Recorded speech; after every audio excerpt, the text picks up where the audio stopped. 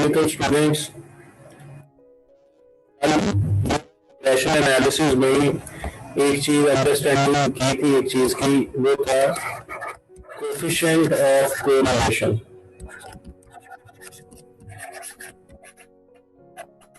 मैं उसको रिपीट कर रहा हूँ क्योंकि कल आवाज में थोड़ा मसला आ रहा था, इस वजह से कल वाली सारी चीजें हम एक दफा रिकैप करते हैं। Coefficient of correlation, this is basically the relation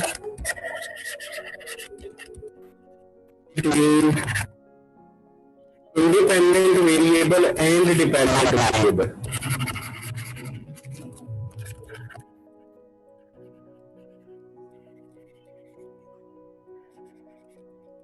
हम ये कह सकते हैं कि डिपेंडेंट वेरिएबल और इंडिपेंडेंट वेरिएबल का आपस में रिलेशन कितना स्ट्रांग है।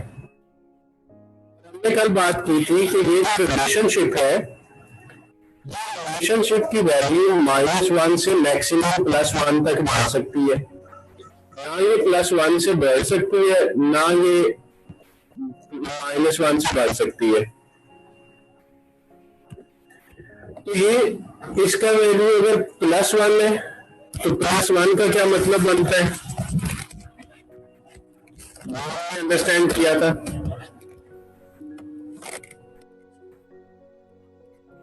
+1 का मतलब है there is a perfect positive relation.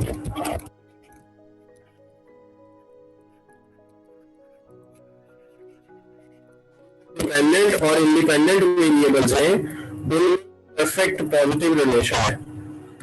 -1 का मतलब है परफेक्ट नेगेटिव रिलेशन।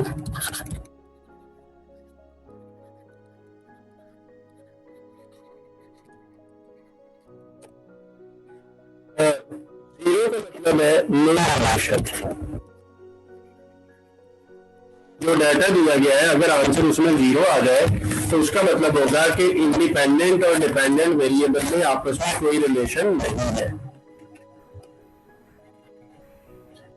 तो ये R की वैल्यू फाइंड कैसे होगी, इसका एक फॉर्मूला मैंने आपको बताया था, m solution xy minus solution x solution y over m solution x square minus solution x whole square into m solution y square minus solution y whole square under square of.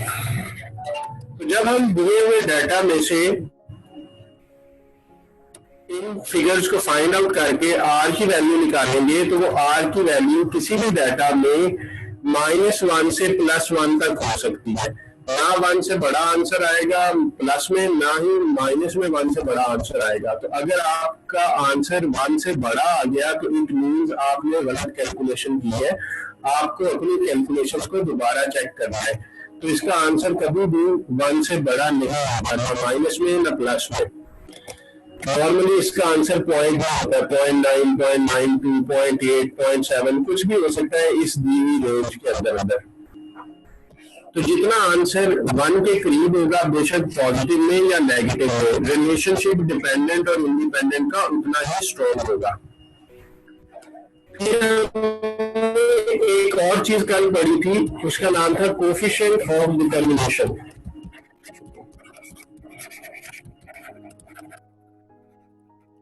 Coefficient of determination is R square, यानी जो R का answer आएगा आपने उसका square लेना है तो वो कोफिशिएंट ऑफ डिटरमिनेशन हो जाएगा। अब ये कोफिशिएंट ऑफ डिटरमिनेशन बताएगा क्या? मैं फॉर एग्जांपल सपोज करता हूं कि मैंने एक डाटा से R की वैल्यू फाइंड की और R की value I 0.9।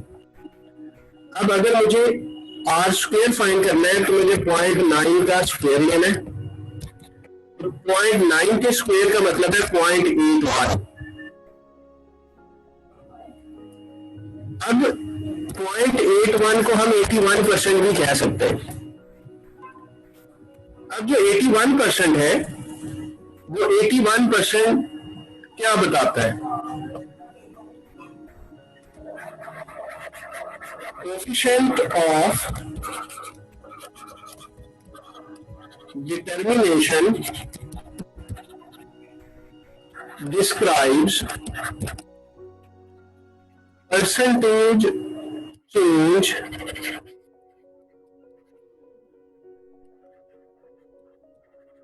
dependent variable due to a change in dependent variable.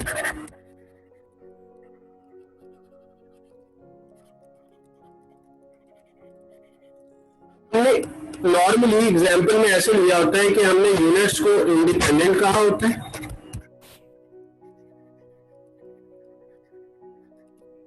और कॉस्ट को हमने डिपेंडेंट वेरिएबल कहा है, क्योंकि कॉस्ट डिपेंड करती है नंबर ऑफ यूनिट्स पे। मैं सपोज करता हूँ एक डाटा, लेट्स से कि 100 पे कॉस्ट आपकी आई $2000 और 150 पे आपकी कॉस्ट आई $2200।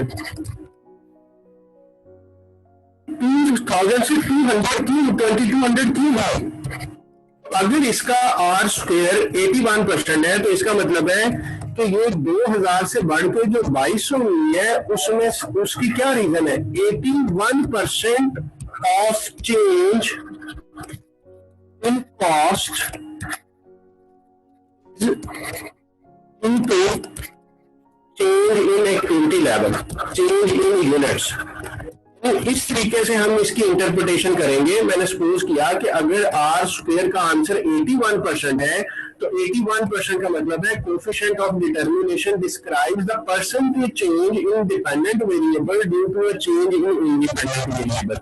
यानी कॉस्ट अगर 2000 से बढ़ के 2200 पे चली गई है तो ये जो 200 का चेंज आया है, ये चेंज इस वजह से आया है कि हमने 50 यूनिट्स एक्स्ट्रा बनाए हैं। कितने परसेंट चांसेस है? 81% रीजन इसकी ये है। और बाकी जो 19% चेंज है वो ड्यू टू अदर फैक्टर्स है, क्योंकि टोटल कोई भी जो चेंज होता है, जैसे टोटल चेंज जो है वो 100% होता है, तो 81% के जिम्मेदार तो यूनिट्स है। बाकी का जो चेंज है 19% जो चेंज है, this is due to other unexplained factors, यानी जो इस सवाल में एक्सप्लेन नहीं किए गए। तो हो सकता है इन्फ्लेशन हुआ हो,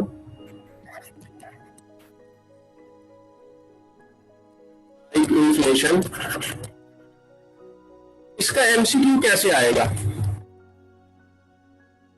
सवाल एग्जामिनर ये बना सकता है कि आपका जो आर स्क्वायर है वो क्या बताता है। तो स्टेटमेंट याद रखिए, R square describes the percentage change in dependent variable due to a change in independent variable. तो ये डेफिनेशन है इसकी आर स्क्वायर की। इस डेफिनेशन को ये एमसीक्यू बन सकता है। दूसरा एमसीक्यू ये बन सकता है कि जैसे अगर आर स्क्वायर 81% है तो ये 81% क्या बताता है? 81% of change in cost due to change in units. और बाकी का जो 19% है that is other unexplained factor, यानी जिनका जिक्र इस सवाल में करंटली हमें नहीं पता है। हो सकता है वो इन्फ्लेशन हो, कोई और वजह हो सकती है। ये हमने एक छोटी सी कैलकुलेशन करी थी, आर और आर स्क्वायर। आर को हमने कहा था कोएफिशिएंट ऑफ कोरिलेशन, यानी डाटा में डिपेंडेंट और इंडिपेंडेंट वेरिएबल आपस में कितने ज्यादा अटैच है, कितना स्ट्रॉन्ग रिलेशन है उनका। और फिर आपको ये परफेक्ट पॉजिटिव, परफेक्ट नेगेटिव और जीरो का मतलब है नो रिलेशन। तो ये दो चीजें हमने कल क्लास के स्टार्ट पे आर और आर स्क्वायर पढ़ी थी। अच्छा, अब स्टूडेंट की नॉर्मल कंफ्यूजन क्या है? स्टूडेंट ये कहता है कि सर सीधी पेपर है तो मुझे इतना लेंथी कैलकुलेशन करनी पड़ेगी। तो आज मैं आपको तरीका बताऊंगा कि हमें पेपर में इतनी ज्यादा लेंथी कैलकुलेशन नहीं करना, और अगर सवाल आ भी जाए तो हमारे पास बहुत सारे स्मार्ट वेज में हम इसको बगैर पेन और पेपर के सॉल्व कर सकते हैं। मैंने कल व्हाट्सएप ग्रुप्स में एक क्वेश्चन शेयर किया था जिसमें हमने एक इक्वेशन बनानी थी, स्टैंडर्ड कॉस्ट फंक्शन बनाना था, फिर मैंने कहा था कि कोएफिशिएंट ऑफ कोरिलेशन बताएं, कोएफिशिएंट ऑफ डिटरमिनेशन बताएं। तो मुझे एक स्टूडेंट ने with in 10 minutes detailed calculation करके सही आंसर 10 मिनट के अंदर अंदर मुझे आ गया। और फिर बाकी की सारी रात मेरे अप्लाई करने में गुजर गई, जिनसे नहीं हुआ, तो मैंने आपके साथ कुछ पिक्चर्स अभी शेयर करूंगा जो कॉमन मिस्टेक्स स्टूडेंट करते हैं कैलकुलेशंस में। स्टूडेंट पहली मिस्टेक ये करता है कि वो घबरा जाता है डाटा की फिगर्स को देख के, इतनी ज्यादा फिगर्स तो मैंने जिंदगी में कभी नहीं देखा, कभी सोचा नहीं है। आपने कैलकुलेटर से करना है इसे, और फिर जब वो कैलकुलेटर से भी ऐड करता है तो इवन वो ऐड नहीं कर पाता। और आप माशाल्लाह सारे वो लोग हैं जो एटलीस्ट एफएससी करके आए हैं। तो कैलकुलेटर से चलाना भी आपको मैं अभी सिखा देता हूँ। आपके मैंने कुछ कॉमन मिस्टेक्स मैंने इकट्ठे किए हैं, वो मैं भी आपके साथ पिक्चर शेयर करता हूँ और आपको पूरा टेक्निक बताऊंगा how to handle large data, कि आपने किस तरीके से उस डाटा को मिनिमाइज करना है। तो हमने इन फिगर से घबराना नहीं है। जी मैं आपके साथ शेयर करता हूं। जी हो सो कि आपको ये स्क्रीन नजर आ रही है। स्टूडेंट ने वाई स्क्वायर की कैलकुलेशन की और वाई स्क्वायर का आंसर ये आया, और स्टूडेंट ने कहा कि सर ये अब मैं कैसे ऐड करूं, ये अगर आप टोटल देखें तो टोटल उससे नहीं हो पाया, तो स्टूडेंट को ऐड करना नहीं आया। अब इसमें अगर आप सारे लोग ये देखें तो इस स्टूडेंट ने क्या किया हुआ है, इसको साइंटिफिक नोटेशन में कन्वर्ट किया है 10 पावर में। तो इसने बहुत सारी जगहों पे तो 10 पावर 10 लिखी है, लेकिन कुछ जगहों पे इसने 10 पावर 11 लिख दिया है, क्योंकि कैलकुलेटर ने 11 आंसर बताया होगा। अगर 11 कैलकुलेटर ने आंसर बताया है तो जरूरी नहीं है आप वही लिखें, क्योंकि आपने जब इसका टोटल करना है तो टोटल आप तभी कर पाएंगे अगर सबकी पावर सेम है। अगर 10 पावर 10 होता तो आप कैलकुलेशन कर सकते थे। तो इसका मतलब है ये जहां पे इसने जैसे लिखा है 1.156 इंटू 10 रेज पावर 11, इसको उसने 10 पावर 10 में कन्वर्ट करना था, यानी ये होता 11.56 इंटू 10 पावर 10। इसी तरह ये जो नीचे वाला है ये 10.8 इंटू 10 पावर 10 बनना था। तो आपने हमेशा लाइक विद लाइक ऐड करना है। ये ऐसे ही है कि मैं आपको कहूं कि मेरे पास एक चेयर है एक टेबल है, तो ये दोनों मिलकर 2 टेबल नहीं है, ना ही 2 चेयर है। मुझे लाइक विद लाइक ऐड करना है, चेयर में चेयर ऐड करनी है, टेबल में टेबल ऐड करना है। तो ये 10 पावर 10 हमें बनाना है, हमें 10 पावर 11 12 नहीं करना। तो जहां पे वो 11 है तो मुझे उसका एक डेसिमल उधर शिफ्ट कर लेना है, तो ये बन जाएगा 11.56 इंटू 10 पावर 10। तो फिर आप 10 पावर 10 को राउंड कर रहे हैं। अभी आपको शो कराऊंगा जो मुझे विदिन 10 मिनट सोल्यूशन मिला, और जो बेस्ट था, जितने भी सोल्यूशन मुझे आए उससे नीट एंड क्लीन सोल्यूशन मुझे नहीं आया। तो ये आपने इस तरह की मिस्टेक्स नहीं करनी। अभी मैं आपको एक और दिखाता हूं। अब उसी स्टूडेंट ने शायद या ये किसी और स्टूडेंट ने मेरे साथ शेयर किया कि सर मैं यहां आके फंस गया हूं, अब क्या करूं। यार ये कैलकुलेटर का मसला है। आप माशाल्लाह सारे जो है वो मैट्रिक भी आपने आला नंबरों में किया होगा, एफएससी भी की है, तो कैलकुलेटर चलाना अगर आपको नहीं आता प्लीज यूट्यूब से देख लें, तो आपको इसकी कैलकुलेशन आ जाएगी। ये कैलकुलेशन का इशू है, आप यहाँ आके फंस गए। तो डाटा से घबराना नहीं है, मैं आखिर पे आपको इसका स्मार्ट वे बताऊंगा, तो परेशान नहीं होना कि इतना लेंथी कैलकुलेशन एमसीक्यूज में आ जाएगी, बल्कि ये तो हम 1 मिनट से कम टाइम में कर देंगे। जी एक और कैलकुलेशन आपके साथ शेयर करता हूं। यहां पे भी वही हुआ स्टूडेंट के साथ कि 10 पावर 10 में आ रहा था, अच्छा बना, 1-2 फिगर्स 11 में आ गया, कैलकुलेटर ने 11 में बताया था। तो इसका मैंने आपको हल बता दिया कि आपने 10 पावर 10 में लेके जाना है इसे। अच्छा अब मैं आपके साथ वो सोल्यूशन शेयर करता हूं जो इसकी मैंने बात की थी कि जो मुझे विदिन 10 मिनट्स आ गया था। अब देखें इस स्टूडेंट ने कितनी अच्छी कैलकुलेशन की, इसने राउंडिंग कर ली है ऊपर, जिस तरह हम 1000 राउंड करते हैं, तो इसने 10 पावर 10 को राउंड कर लिया, इसने साथ लिखा नहीं। तो देखिए आप भी ये सब कुछ सोच सकते थे। आप लोग करते क्या है, आप ये कहते हैं कि सर ने हमें जो बताया था ना हमने उस तरीके से करना है। अब मैंने तो राउंडिंग करना नहीं सिखाई, ये भी तो आपकी क्लास का एक स्टूडेंट है ना, कि जिसने इस तरीके से उसने अपने दिमाग को यूज किया, उसने कहा क्यों ना मैं 10 पावर 10 को राउंड कर रहा हूं। तो देखिए डाटा कितना सिंपल हो गया, 5.29 6.25 6.76, इन सबको आप कर ले ऐड, तो ये बन गया 94.86। अब इसी सॉल्यूशन का नेक्स्ट पेज में आपसे शेयर करता हूं। ये बी का आंसर आ गया और इसी तरह आगे वाला फॉर्मूला यूज करके ए का आंसर भी आ गया और y is equal to a plus b x standard cost equation भी बन गई। ये सोल्यूशन मैंने ग्रुप्स में बाद में शेयर भी कर दिया आज और कल मैंने कुछ लोगों को शेयर कर दिया था।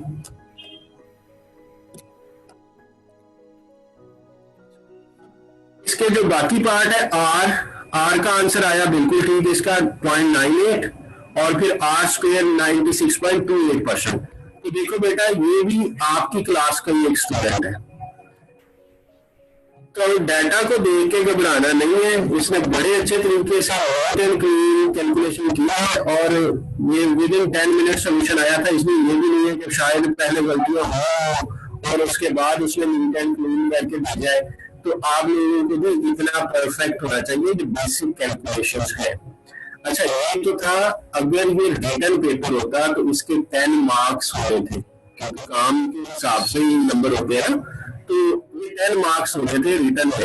अब एमसीक्यू है तो एमसीक्यू में हम इसको बहुत सारे तरीकों से कर सकते हैं। मैं अभी आपको स्क्रीन में इसके दो तरीके बताता हूँ। मैंने एक एक्सेल की फाइल बनाई ताकि हमारा टाइम बच सके। वो सवाल है जो हमने पहले किया था 80, 60, 120, 90, 70 ये यूनिट्स है और कॉस्ट है। आप इसी तरह इसको लिख लें एक्सेल में, ठीक है। और हमें भी पता है कि हमें दो चीजें फाइंड करनी होती है रिग्रेशन के लिए, एक ए और एक बी। बी को हम स्लोप कहते हैं और ए को हम इंटरसेप्ट कहते हैं। एक्सेल के अंदर ये सहूलत मौजूद है कि हम यहां पे स्लोप फाइंड कर सकते हैं, यानी यहां पे स्लोप फाइंड कर सकता हूं। इसी तरह मैं इंटरसेप्ट भी फाइंड कर सकता हूं। अब मैं आपको वो तरीका बताता हूं। एक्सेल में अगर हमने फॉर्मूला यूज करना है तो एक्सेल में जब भी कोई फॉर्मूला यूज करते हैं इक्वल साइन लगाते हैं, इज इक्वल टू। अब मैंने स्लोप फाइंड करनी है तो मैं यहां पे लिखूंगा स्लोप, बताने लग गया है। स्लोप लिखने के बाद ब्रैकेट स्टार्ट, लेकिन नीचे लिखा आ रहा है नॉन वैल्यूज वाई, यानी वाई की जो नॉन वैल्यूज है ना वो मेंशन करें। अब वाई की वैल्यू लिखी हुई है B2 में, y की वैल्यू जो है वो B2 में आपने लिखा है, ये हाईलाइट भी हो गया B2, यानी B कॉलम है, सेकंड रो है और ये कॉलम साइन है। कॉलम साइन का मतलब है कहां से लेके कहां तक डाटा ले, और इसका आखिरी जो डाटा है वो डाटा है B7 तक। तो मैंने यहां पे अब लिख दिया है B7। ये मैं इसे सिलेक्ट भी कर सकता हूं, लेकिन मैं क्योंकि टैब यूज कर रहा हूं इसलिए वो सिलेक्ट करने में मुझे इशू हो रहा है, मैंने टाइप कर दिया। तो आप तो जस्ट स्क्रॉल करके सिलेक्ट कर सकते हैं कि आपने B2 से B7 को सिलेक्ट करना है। तो जैसे ही आपने y की वैल्यू दी उसके बाद आपने कॉमा यूज करना है, तो हम कॉमा यूज कर लेते हैं। और अब आगे लिखा आ रहा है नोड x। अब x की जो वैल्यूज है वो है A2 से लेके A7 तक,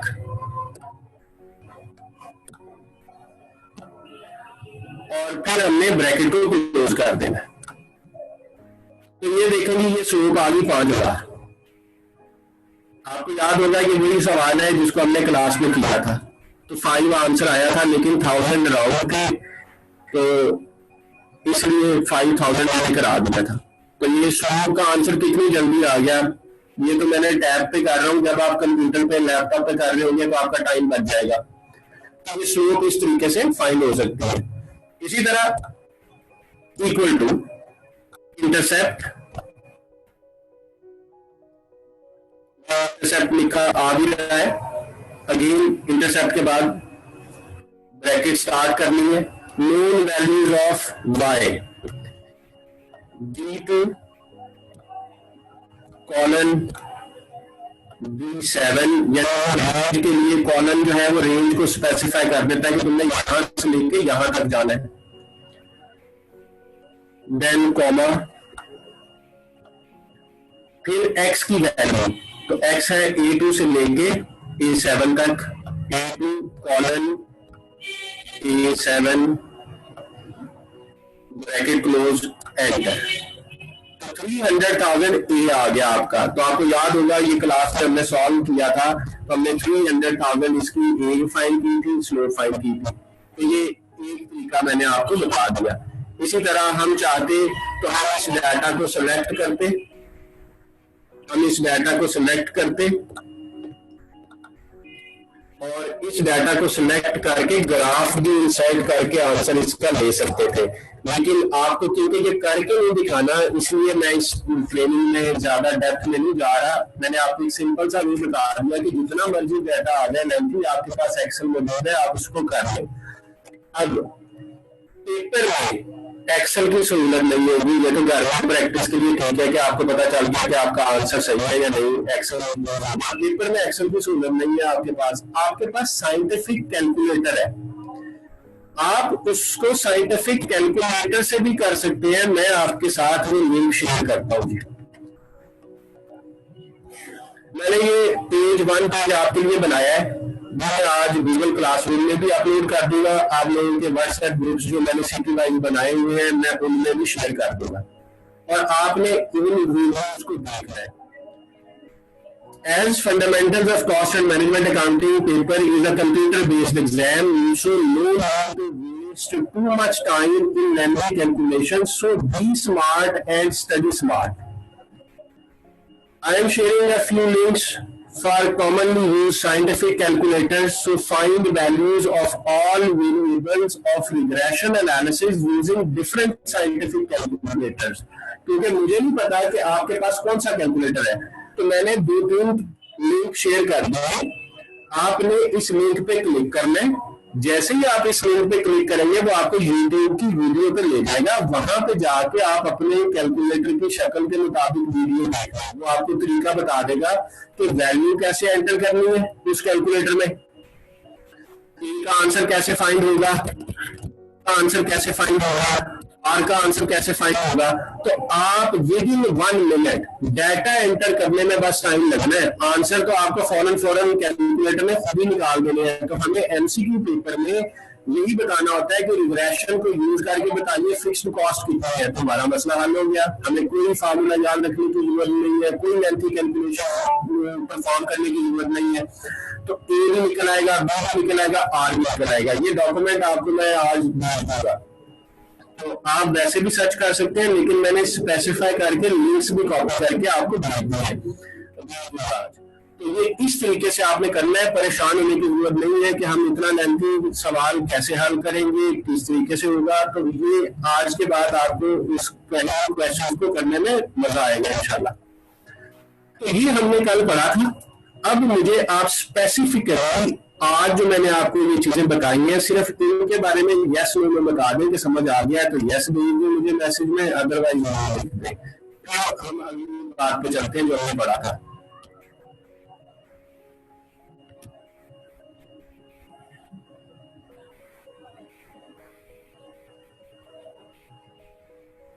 शाबाश, वेरी गुड।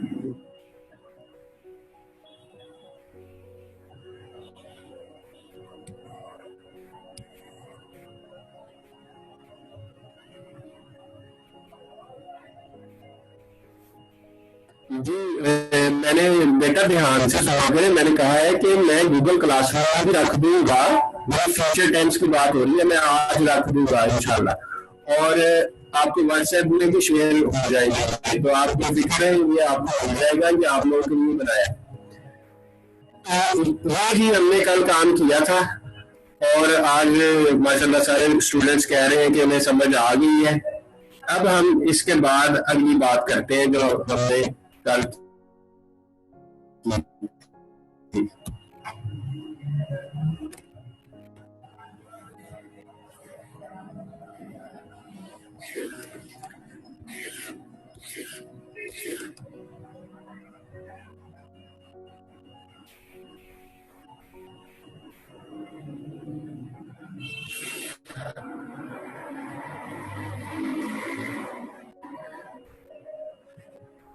अच्छा, कल हमने एक और काम किया था, कॉस्ट कार्ड बनाना सीखा था। आज मैं आपको उसकी न्यूमेरिक इलस्ट्रेशन करा रहा हूं ताकि आपको वो जो कॉस्ट कार्ड था वो रिपीट भी हो जाएगा, फॉर्मेट भी, और आपको उसकी एप्लीकेशन भी आ जाएगी। क्योंकि बहुत सारे एमसीक्यूज में पूछ लेता है कि कॉस्ट की कैलकुलेशन करा दे, तो ये कॉस्ट कार्ड की एग्जांपल भी आपके गूगल क्लासरूम में भी रख दी जाएगी और आपको व्हाट्सएप पे भी शेयर कर दी जाएगी। तो इसलिए ये मैंने पहले इसलिए नहीं किया था कि स्टूडेंट ना फिर क्लास से पहले ही परेशान होने लग जाता है कि ये आज सर ने क्या शेयर कर दिया है। कल हमने स्टैंडर्ड कॉस्ट कार्ड पढ़ा था कि कॉस्ट कार्ड क्या है कि एक पीस ऑफ पेपर है जिसपे हम कॉस्ट लिखते हैं कि किसी भी प्रोडक्ट की कॉस्ट क्या होगी। तो मैंने कोशिश की है कि जितना कुछ हमने पिछले चंद दिन में पढ़ा है कॉस्ट के हवाले से, उनको एक पेज पे समराइज कर दिया। अगर आप इस पेज को याद रख लें, इसकी एप्लीकेशन को अंडरस्टैंड कर लें, इसके कॉन्सेप्ट को अंडरस्टैंड कर लें, तो आप समझो कि आपका पहले लेक्चर से लेके आज तक का लेक्चर का सारे का मकसद पूरा हो गया है। A product X requires following resources for its completion. इस प्रोडक्ट को वुड चाहिए 10 फीट और वुड का रेट है 20 पर फीट। तो ये आपको क्वेश्चन पेपर में आ गया। इसका मतलब ये हुआ, अब मैं इसको साथ साथ सॉल्व करता जाऊंगा। 10 फीट लकड़ी चाहिए और 1 फुट का रेट 20 रुपए है। इट मीन्स 200 की लकड़ी चाहिए इस प्रोडक्ट को। फिर इस प्रोडक्ट को 800 ग्राम्स चाहिए प्लास्टिक के, यानी ये लकड़ी और प्लास्टिक से मिलकर कुछ बन रहा है। 800 ग्राम चाहिए और इसका रेट है 400 पर केजी। अब देखिए रेट केजीज में है और ये ग्राम में है। अब आप ऊपर देखें तो ये फुट में था तो रेट भी फुट में था, लाइक विद लाइक। ये लाइक विद लाइक का काम ना हमारे कॉस्ट एंड मैनेजमेंट अकाउंटिंग में हमेशा रहेगा, सारे टॉपिक्स में, एफसीएमए में भी, एमए में भी, एसएमए में भी। हमेशा जब भी हमने कोई प्लानिंग करनी है एक सर्टेन वैल्यू में करनी है। तो ये देखिए वुड थी फीट्स में, यानी इतने फुट लकड़ी चाहिए और उसका रेट भी पर फुट था, तो हमने सेम का मल्टीप्लाई किया। अब यहां देखें ये प्लास्टिक ग्राम्स में है और रेट पर केजी है, तो इसका मतलब है मुझे या तो रेट भी ग्राम में होता या रेट भी केजी में होता। तो अब मैं इस काबिल हूं, मुझे पता है कि 800 ग्राम को अगर केजी में कन्वर्ट करना है तो डिवाइडेड बाय 1000 कर दो। मुझे बचपन में आप पढ़ते थे कि 1 किलोग्राम में कितने ग्राम होते हैं, वो इसी दिन के लिए पढ़ाए गए थे कि आप इसको फ्यूचर में प्लानिंग में कहीं भी यूज कर सकते हैं। तो वो 1 केजी में 1000 ग्राम होते हैं। तो अगर हम 1000 से डिवाइड कर दें तो ये केजी बन जाएगा, 0.8 केजी बन जाएगा। तो जब ये केजी हो गया तो रेट भी पर केजी है। इसको आप मल्टीप्लाई करें तो ये 320 बनेगा। इसका मतलब है कि 200 रुपए की लकड़ी चाहिए इस प्रोडक्ट को, 320 रुपए का प्लास्टिक चाहिए। अब आपने हरगिज भी नहीं समझना ये कौन सी प्रोडक्ट है जिसमें लकड़ी भी यूज आ रहा है, प्लास्टिक भी यूज, ये आपका काम नहीं है। आपका काम है सिर्फ कॉस्ट फाइंड करना, हमारी तरफ से जो मर्जी बन रहा हो। अच्छा, इस प्रोडक्ट को लेबर का टाइम भी चाहिए, तो लेबर 4 घंटे लगाएगी इसको कंप्लीट करने के लिए और 1 घंटे का रेट 50 रुपए है। तो ये देखिए ये आवर्स थे और रेट भी पर आ रहा है, again like with like.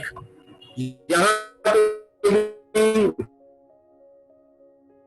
Minutes होते हैं तो फिर हमें आवर्स को मिनट में या मिनट को आवर में कन्वर्ट करना आना चाहिए, वो हमें आता है। जब कभी सवाल आएगा हम तब कर लेंगे, अभी 200 हो जाएगा। डिजाइनर्स कॉस्ट, यानी जिसने इस प्रोडक्ट डिजाइन किया, जिसने इस प्रोडक्ट को डिजाइन किया, उस डिजाइनर की जो कॉस्ट है वो 20 per unit of product x है, यानी ये पर यूनिट 20 कॉस्ट है, तो इसको किसी चीज से मल्टीप्लाई करने की जरूरत नहीं है, ये पर यूनिट ही है, ये ऑलरेडी पर यूनिट दिया हुआ है, पर केजी या पर आर नहीं है, तो ये एक तरह से रॉयल्टी है, यानी जिस बंदे ने डिजाइन बनाया था इस प्रोडक्ट का उसने पैसे लेने हैं पर यूनिट, तो 20 रुपए हमने उसको भी देने हैं, तो ये रॉयल करूं तो वो बनेगा prime cost, direct material, direct labour, direct expenses.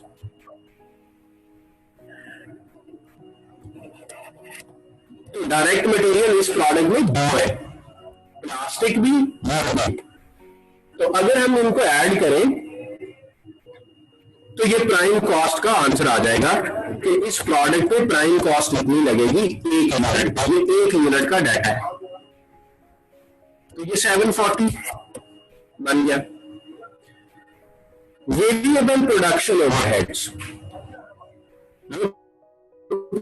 20 per hour of labour, screen पर देखिए और मेरी बात भी सुने, variable overheads are ₹20 per hour of labour, यानी 20 रुपीज इनकर होंगे वेरिएबल ओवरहेड्स के, लेकिन किस बेस पे, जितने लेबर के आवर्स हैं, तो लेबर के आवर्स कितने हैं 4 आवर्स into 4, 80 रुपीज इसके वेरिएबल ओवरहेड्स हो जाएंगे, और अगर मैं इसमें 80 ऐड करूं तो ये बनेगा 820। अब इसका नाम है मार्जिनल कॉस्ट, कल फॉर्मेट पढ़ा था, आज फॉर्मेट भी रिवाइज होता जा रहा है, मार्जिनल कॉस्ट या वेरिएबल कॉस्ट भी इसको कह सकते हैं। ये फॉर्मेट पेज नंबर 6 पे दर्ज भी हुआ है हैंडआउट्स के। Next, fixed production factory overheads ₹100 per unit, ये भी हमने पर यूनिट बताया हुआ है, तो इसको सिंपल 100 लिख देना, इसके अंदर इसको किसी चीज से मल्टीप्लाई करने की जरूरत नहीं है, क्योंकि ये पर यूनिट ही है, पर केजी पर आर नहीं है, इसलिए किसी चीज से मल्टीप्लाई नहीं होगा। और इसको भी अगर ऐड कर दे तो हमें कल पता चला था कि इसको हमने नाम दिया था फुल कॉस्ट या प्रोडक्शन कॉस्ट,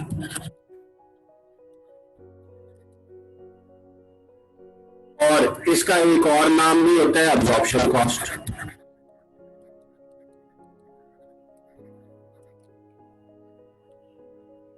क्या किया हमने पहले direct material, direct labour, direct expenses को ऐड किया तो वो बना प्राइम कॉस्ट, फिर हमने उसके अंदर वेरिएबल ओवरहेड्स भी ऐड किए तो वो बनी वेरिएबल कॉस्ट या मार्जिनल कॉस्ट, फिर हमने फिक्स्ड कॉस्ट भी ऐड की तो वो बन गई टोटल कॉस्ट, फुल कॉस्ट या प्रोडक्शन कॉस्ट या अब्जॉर्प्शन कॉस्ट भी कह सकते हैं।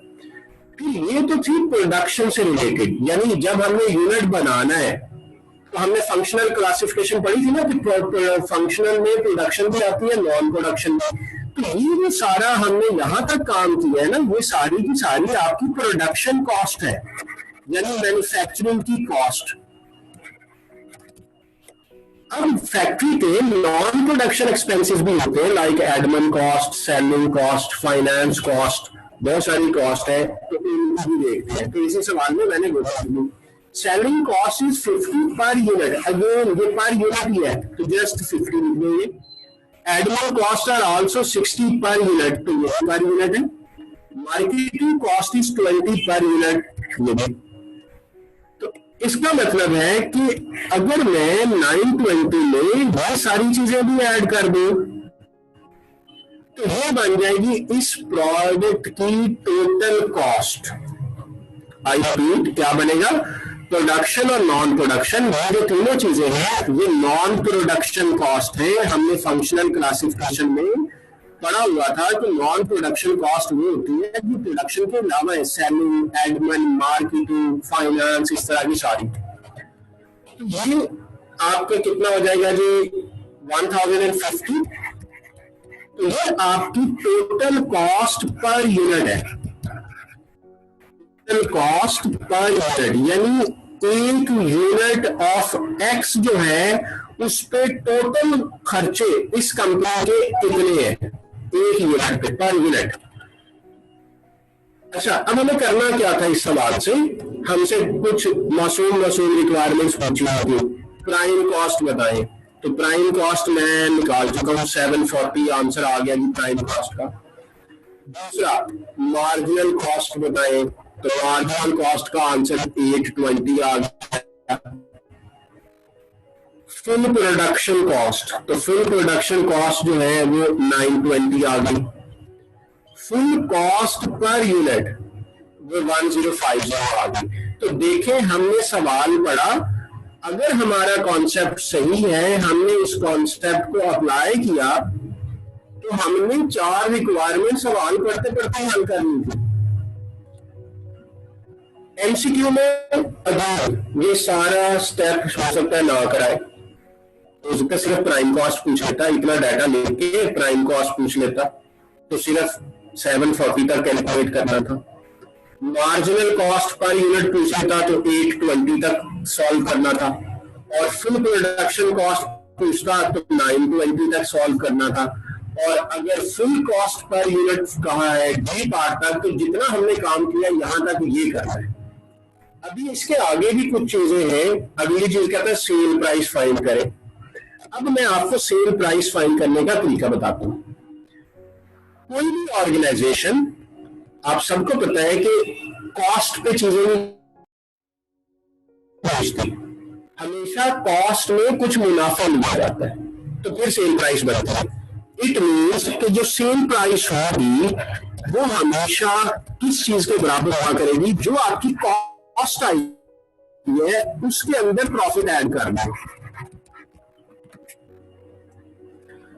कॉस्ट के अंदर प्रॉफिट ऐड करना तो प्राइस बढ़ जाएगी। अब कॉस्ट कौन सी, जाहिर बात है फुल कॉस्ट। ये जो एडमिन सेलिंग है ये हमने स्वाद के लिए थोड़ा लगाए हैं पैसा, हमें कस्टमर से पूरे करने हैं, तो हमारी जो फुल कॉस्ट होगी वही हम कॉस्ट लेंगे 1050, तो ये फुल कॉस्ट है। अब इसके अंदर अगर प्रॉफिट मुझे पता हो कि इतना मैंने प्रॉफिट लेना है, तो जिंदगी आसान होगी, प्राइस आ जाएगी। अब हम पढ़ते हैं इस सवाल के रिलेवेंट डाटा को। इस क्वेश्चन में लिखा है, it is company's policy to determine sell price of a product at cost plus 30% as markup.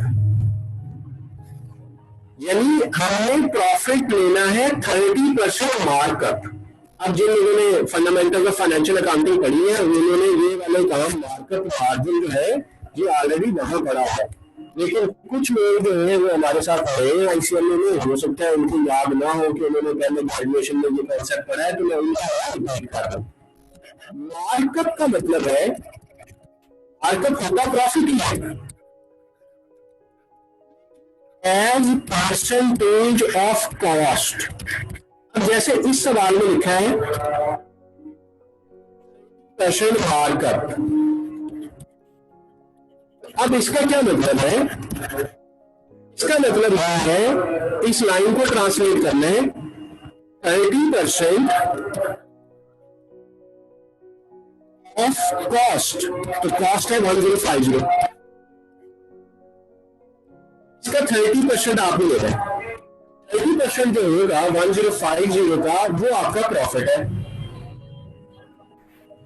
तो इसको कैलकुलेट कर लेते हैं। 1050 का 30%, तो ये बना जी 315। 315 प्रॉफिट आ गया, यहां से प्राइस पता चल गई।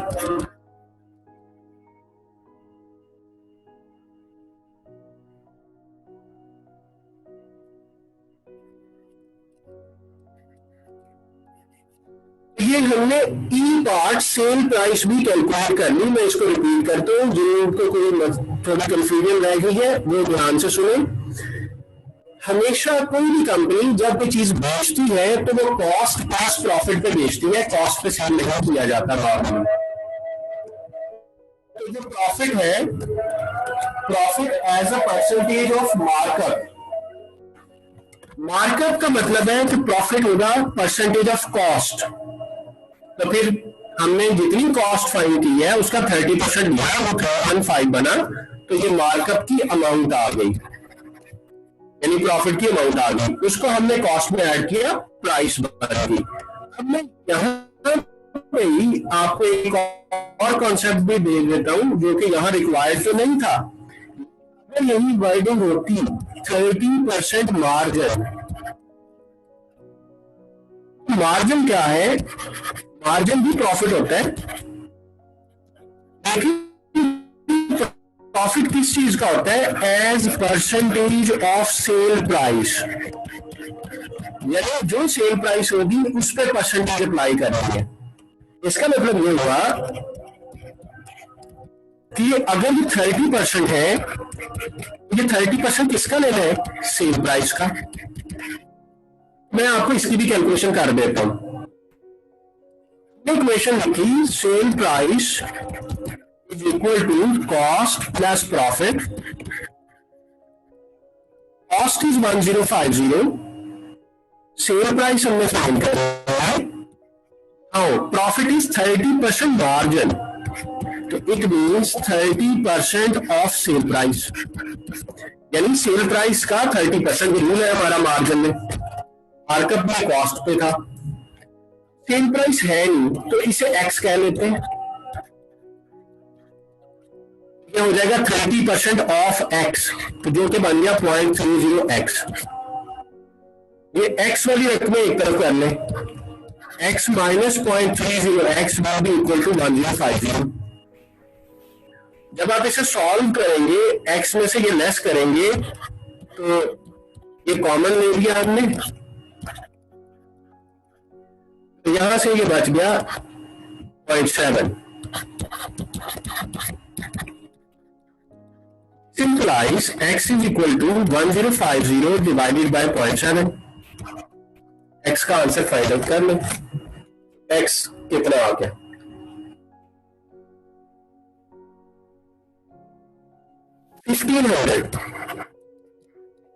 x हमने किसको कहा था, इसको, प्राइस निकल आएगी, सेल प्राइस निकल आएगी, यानी अगर मार्जिन होता तो सेल प्राइस 1500 रखेंगे, और अगर मार्कअप है तो सेल प्राइस जो है 1365 है। तो आप इसका स्क्रीनशॉट लें, मार्जिन वाली कैलकुलेशन का,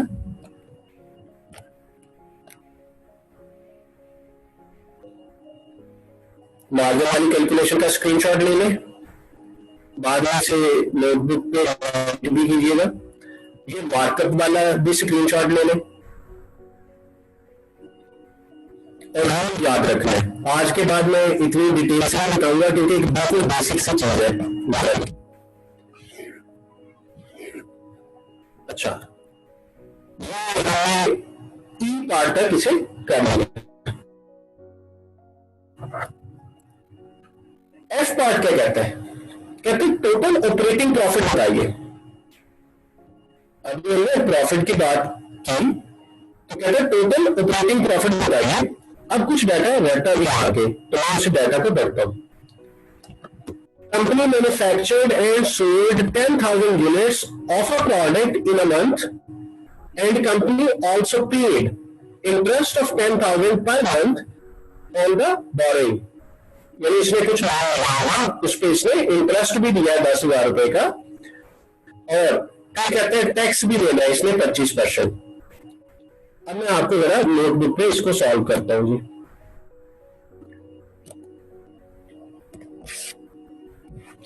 हमने दो चीजें वहां फाइंड की है, उन फिगर्स को मैं यहाँ पे यूज करूंगा। हम मार्कअप वाला स्नैप पढ़ रहे हैं ना, तो हमने प्रॉफिट का फाइंड किया था, प्रॉफिट पर यूनिट 315, वो मैं पिछले पेज पे कैलकुलेशन कर चुका हूं।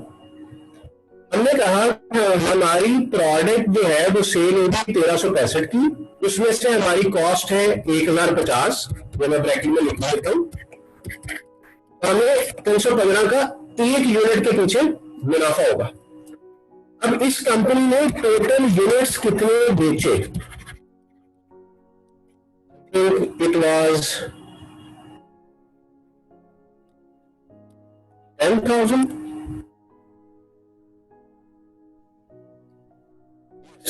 10,000,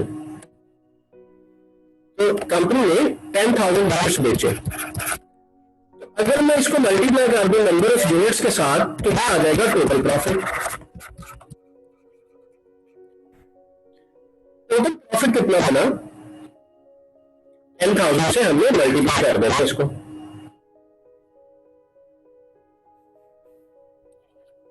$3,150,000 इतना प्रॉफिट इस कंपनी को बना।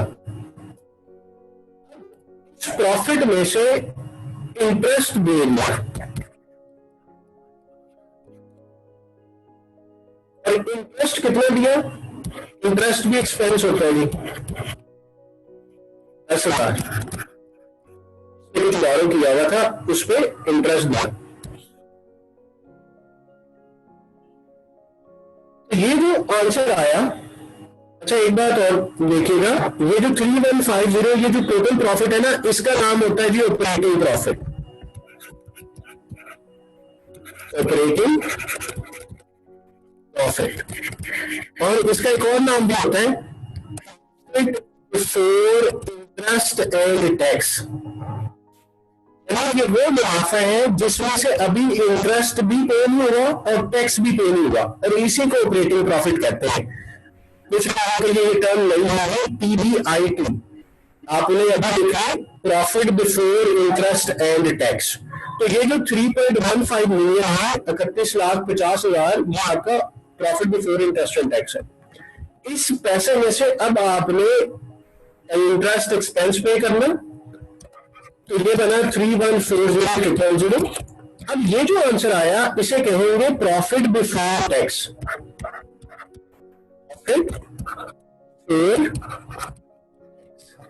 इसको हम लिख सकते हैं PBT, पहले हमने PBIT लिखा था, profit before interest and tax.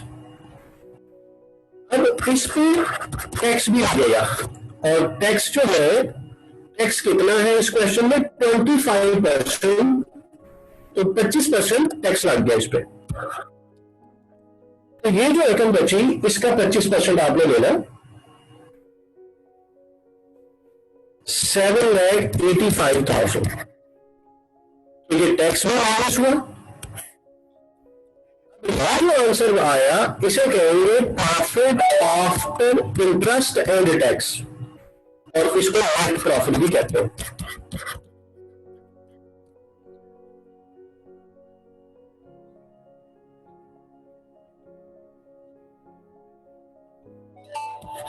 To 3,550,000 ये नेट प्रॉफिट आ गया।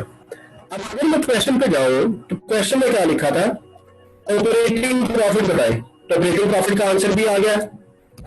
देन नेट प्रॉफिट बताए, ये भी आ गया। और अगली बात है नेट प्रॉफिट पर यूनिट बताए, H requirement, net profit per unit. तो ये देखें, ये ऑपरेटिंग प्रॉफिट भी आ गया आपके पास, ये वाला आंसर 3,150,000 ये ऑपरेटिंग प्रॉफिट है। ये आपका नेट प्रॉफिट है टोटल में, और अब वो कहते हैं नेट प्रॉफिट पर यूनिट बताए।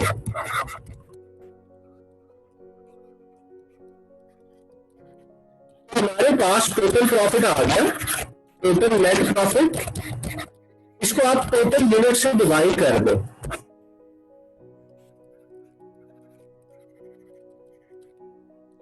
आपका टोटल प्रॉफिट था 23,550 डिवाइडेड बाई 10,000 यूनिट्स थे आपके, तो ये 3 से कैंसिल हो गया, तो ये आंसर बचा ₹235.5।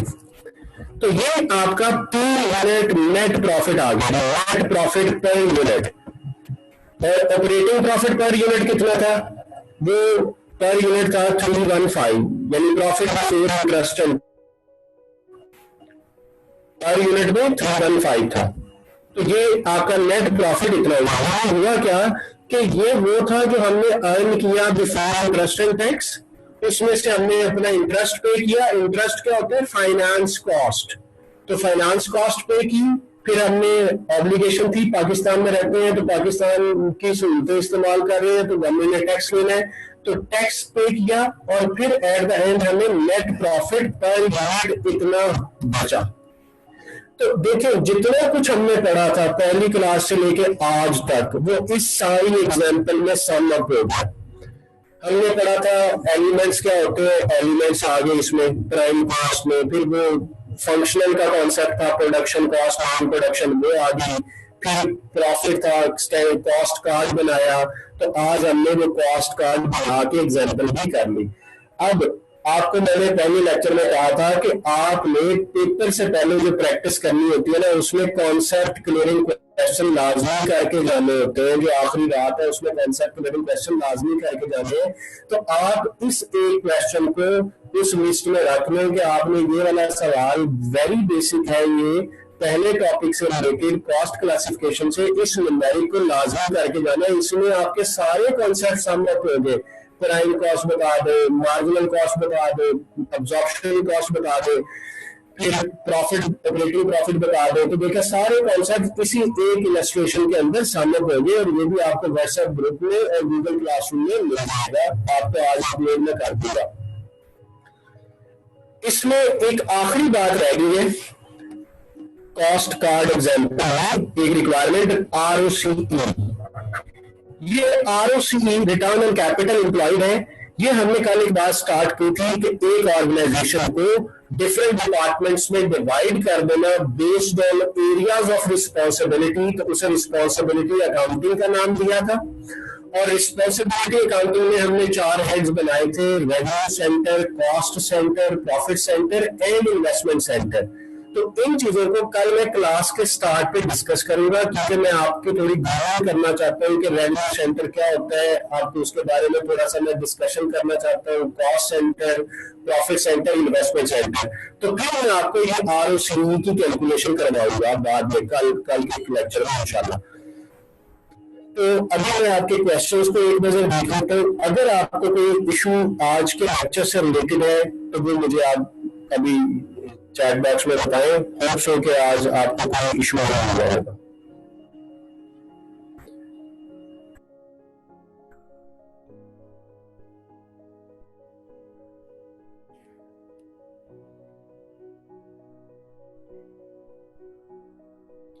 अच्छा, अब आपने करना क्या है, नोट करना, आपने कल की क्लास में आने से पहले क्या करना है,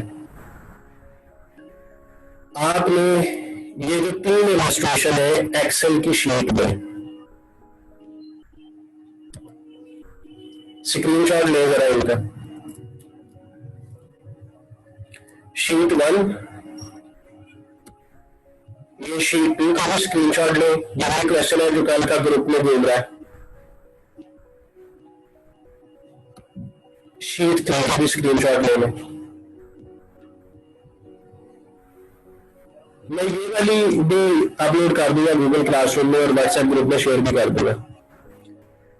आपने यूट्यूब से पहले वीडियो देखनी है अपने कैलकुलेटर के हिसाब से, उसको समझ लें, और ये तीनों क्वेश्चन आपने कैलकुलेटर से करने हैं, ठीक है। अच्छा, एक बात मैं आपको बता दूं, जब आप कैलकुलेटर से इसे करेंगे, पहले आपने एक सवाल हल किया तो वो ABCR सारे आंसर आपको मिल जाएंगे, वो आपने नोट कर लेंगे। कैलकुलेटर में एक सवाल करने के बाद जब हम दूसरा सवाल करते हैं तो हमें कैलकुलेटर की मेमोरी क्लियर करना होगी, वरना आप दूसरा सवाल नहीं कर पाएंगे। तो आपने एक क्वेश्चन करके कैलकुलेटर की मेमोरी क्लियर कर लेंगे। और कैलकुलेटर की मेमोरी कैसे क्लियर होगी, आप अपने बुकमार्क के कैलकुलेटर को पढ़ लें, एक बटन होता है CLR, कैलकुलेटर के ऊपर एक बटन लिखा होता है CLR, तो जो क्लियर के फंक्शन से वहां से आपने क्लियर कर देना। अगर फिर पता ना चले तो यूट्यूब से देख लें कि मेमोरी कैसे क्लियर करनी है। तो आपने एक सवाल करने के बाद कैलकुलेटर की मेमोरी को रिफ्रेश करके फिर दूसरा सवाल करना है कैलकुलेटर से, और तीनों सवाल आपने कैलकुलेटर से करने हैं। एक और काम जो आपने करना है, ये जो कॉस्ट कार्ड की एग्जांपल है, आपने इसकी ये सारी requirements, prime cost, marginal cost, full production cost, full cost, sale price, जितने मैंने काम कराया है ईच रिक्वायरमेंट तक, ये तो ना आपने ये सारा काम कल करना है, कल आने से पहले, क्लास में आने से पहले आपको ये आता हो। तो ये छोटे से टास्क है जो आपने परफॉर्म करने हैं। और बाकी कल का हमारा एजेंडा ये होगा कि हम डिस्कस करेंगे जो हमारे रिस्पॉन्सिबिलिटी अकाउंटिंग का कॉन्सेप्ट है, और फिर 2-3 छोटी छोटी डेफिनेशंस रहती हैं, और इन डेफिनेशंस को कंप्लीट करके हमारा जो पहला है कॉस्ट क्लासिफिकेशन का, वो कंप्लीट हो जाएगा।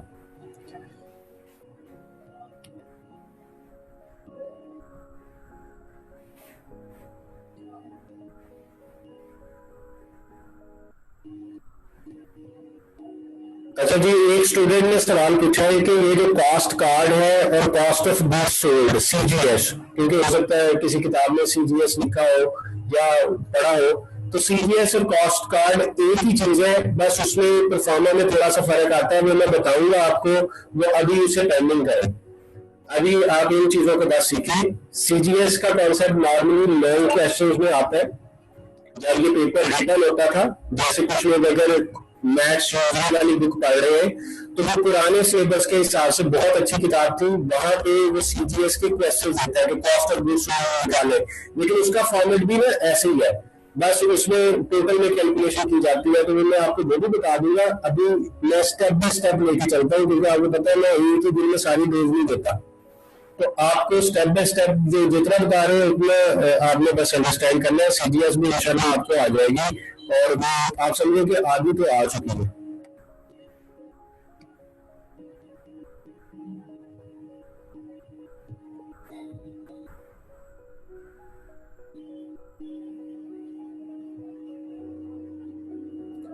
और कैपिटल एम्प्लॉयड कल करेंगे, इसलिए मैंने आज भी कराया। अच्छा जी, एक क्वेश्चन है मार्कअप इंटरेस्ट है, ये बहुत अच्छा सवाल पूछा है, क्योंकि हम डेली लाइफ में मार्कअप इंटरेस्ट को कह रहे होते हैं, वो बैंकर की लैंग्वेज है। बैंक वाला बैंकर मार्कअप इंटरेस्ट को कह रहा है, लेकिन मैंने मार्कअप इंटरेस्ट को नहीं कहा। मैं आपके सामने स्क्रीन करता हूँ कि बहुत अच्छा वैलिड पॉइंट एक स्टूडेंट ने किया है, क्योंकि बच्चे बहुत मशहूर हैं, वो तो टीवी का एड अखबार देख के कि मार्कअप को इंटरेस्ट होता है, तो शायद इंटरेस्ट ही है। तो मैं आप बात गौर से सुन लें, मार्कअप प्रॉफिट है।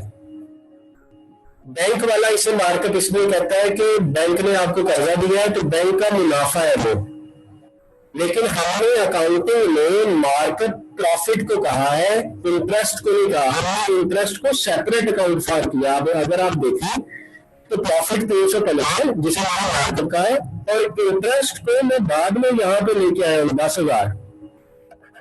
तो हमारे लिहाज से इंटरेस्ट ज्यादा चीज है, हम बैंकर है। एक कॉन्सेप्ट आपने अकाउंटिंग में पढ़ा होगा ना, सेपरेट एंटिटी के, और एक पर्टिकुलर कॉन्टेक्स्ट में हमने बात करना है हमेशा। तो हम अस्सलाम वालेकुम सर, एंड हो गया सर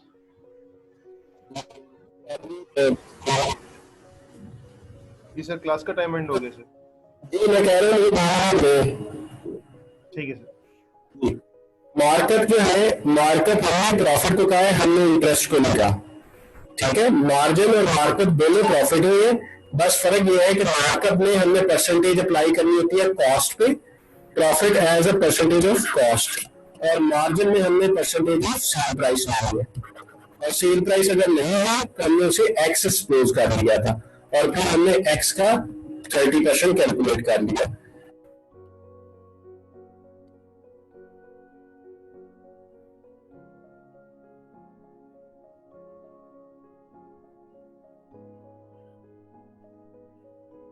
ओके बच्चों, थैंक यू सो मच, अपना ख्याल रखिएगा। इंशाल्लाह मिलते हैं, जो काम आपको मैंने कहा वो आपने प्लीज कर लेना है, वरना का कोई फायदा नहीं।